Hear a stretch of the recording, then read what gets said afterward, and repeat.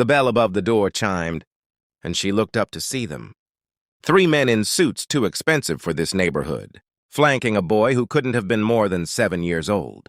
The child's eyes were dark, ancient in a way that made Maria's chest tighten. She'd seen eyes like that before. On the kids in the shelter where she volunteered, children who'd witnessed things no young soul should ever know. The men scanned the empty diner with the practiced efficiency of people trained to assess threats. The tallest one, silver threading through his black hair, nodded toward the corner booth. They moved as one unit, the boy silent and still between them, a small ghost in an oversized coat. Maria grabbed her notepad and approached their table, forcing her tired face into something resembling warmth. Up close, the boy was even more unsettling. He sat perfectly straight, hands folded on the table, staring at nothing. He didn't fidget. Didn't look around with the curiosity natural to children. He simply existed, a beautiful statue carved from loneliness. "What can I get you, gentlemen?" Maria asked, her voice softer than usual. The silver-haired man ordered for all of them, his accent thick with the old country. "Coffee for the men, hot chocolate for the boy." The words came out like commands, not requests.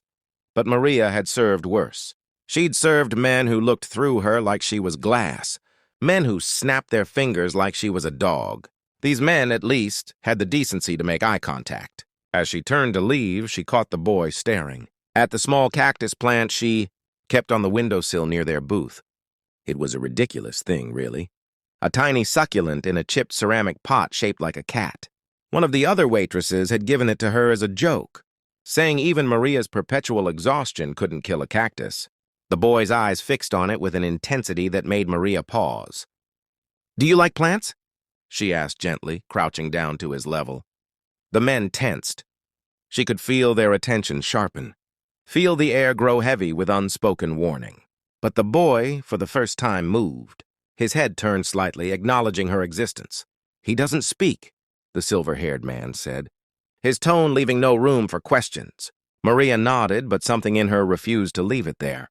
She'd worked with nonverbal children at the shelter. She understood that silence didn't mean absence. "That's okay," she said to the boy, not the men. "You don't have to say anything. But I think Mr. Whiskers here would like to meet you." She picked up the cactus, careful of its small spines, and placed it on their table. The boy's eyes widened, the first real emotion she'd seen flicker across his face. His small hand reached out, hesitated, then gently touched one of the ceramic cat's ears. The men exchanged glances, something unreadable passing between them. Maria excused herself to get their drinks, but her mind stayed on that child. She'd seen brokenness before. Hell, she carried enough of her own. But this was different. This was a boy who'd been taught that the world had nothing good to offer him, that safety meant silence, that love was a trap. When she returned with their order, she'd made a decision that would probably cost her this job, maybe worse. On the tray beside the boy's hot chocolate sat a small paper cup. Inside, a baby cactus she'd been propagating from Mr. Whiskers. "This one's for you," she said, setting it in front of him. "He's just a baby, so he needs someone to take care of him. Someone gentle. Someone patient." She met those dark eyes directly. "Someone exactly like you." The silver-haired man opened his mouth, probably to refuse. But the boy did something that made everyone at the table freeze. His hand, small and trembling, reached out and pulled the cup closer. He cradled it like it was made of spun glass, like it was the most precious thing he'd ever held. "Enzo," one of the other men whispered, a warning. But Enzo, the boy, didn't look up. His entire world had narrowed to that tiny plant, to this unexpected gift from a stranger who'd looked at him and seen something worth nurturing. Maria went back to her work, giving them space. But she watched from the corner of her eye. The men drank their coffee in silence, watchful.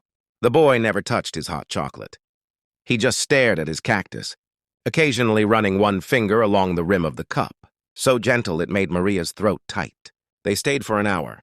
When they finally stood to leave, the silver-haired man approached the counter alone. He placed $300 bills on the formica, far too much for coffee and hot chocolate. "We don't need charity," Maria said quietly, trying to push the money back. "It's not charity," the man replied, his voice low and dangerous in a way that made her spine straighten. "It's payment." For your kindness. For your discretion. Maria understood then, pieces clicking into place. The suits. The watchfulness. The boy who'd been taught that silence was survival. She should have been afraid. Any sensible person would have been. But all she felt was a bone-deep sadness for that child. He's a good kid, she said instead of voicing the 100 questions burning in her mind. Something flickered in the man's eyes, something almost like pain. He was. Before. He stopped himself, jaw clenching. His mother was killed 6 months ago. He hasn't spoken. Hasn't smiled. Hasn't shown any interest in anything. Until tonight. Maria's heart cracked open. I'm sorry. Don't be sorry, the man said. Just, if you're here when we come back, remember the cactus. They came back the next week. Same time, same booth. Enzo carried his baby cactus in both hands, protected like a treasure. This time, when Maria approached, the boy looked up at her immediately. No smile, but recognition, connection. She brought him hot chocolate and sat down across from him for just a minute, showing him a photo on her phone of Mr. Whiskers, with 3 new babies growing. Around him, Enzo's fingers traced the screen, and she thought she saw his lips twitch, almost imperceptibly. Week after week they came. Maria learned the men's names, though she suspected they weren't real. Victor, the silver-haired one who was clearly Enzo's bodyguard. Marco and Stefan, who watched the doors and windows with the paranoia of men who knew exactly what kind of evil existed in the world. She learned that Enzo's father was someone powerful, someone feared, someone who commanded an empire built on things Maria didn't want to know about. She learned that the boy's mother had been the only softness in that hard world. And when she was taken, Enzo had retreated so far inside himself that doctors worried he'd never come back.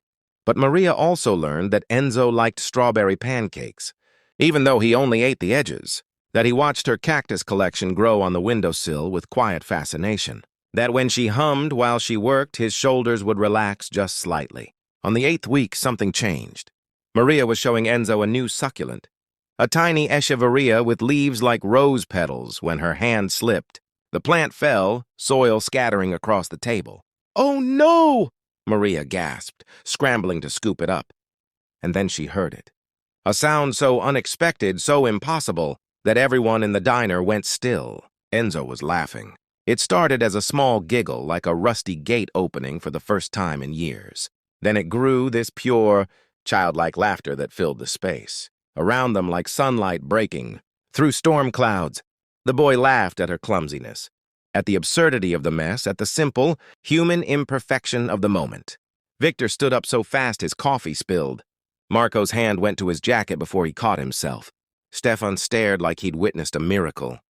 Maria barely breathed, afraid that any movement would shatter this fragile, beautiful thing. Tears streamed down her face as she watched this broken boy remember what joy felt like. When Enzo's laughter finally subsided, he looked at her with eyes that were no longer ancient. They were just the eyes of a 7-year-old, child who'd found his way, back to the world. His small hand reached across the table and patted hers, comforting her for the tears he didn't understand were happy ones. "Thank you," Victor whispered, his voice rough with emotion. "You gave him back to us." But Maria knew it wasn't just her. It was the cactus, symbol of resilience and survival in harsh conditions. It was the consistency of showing up, week after week, treating this child like he mattered. It was the acceptance of his silence, the patience to let him heal at his own pace. It was the hundreds of small kindnesses that had built a bridge back to life. That night, after they left, Maria sat in the empty diner and cried. She cried for Enzo and his murdered mother. She cried for all the broken children she'd met, the ones who never got their miracle. She cried because sometimes, even in a world as dark and violent as this one, a waitress with a cheap cactus could change everything for one small boy. The rain had stopped. Through the window, the city lights reflected off wet pavement, turning the concrete into rivers of gold. And Maria understood that this was what mattered. Not the big gestures or grand rescues. Just showing up, being kind, seeing the humanity in everyone who walked through that door. Because sometimes love doesn't roar. Sometimes it's as quiet as a cactus growing in a windowsill. As simple as hot chocolate and patience. As powerful as laughter breaking 6 months of silence. Sometimes love is just being there when someone finally remembers how to laugh.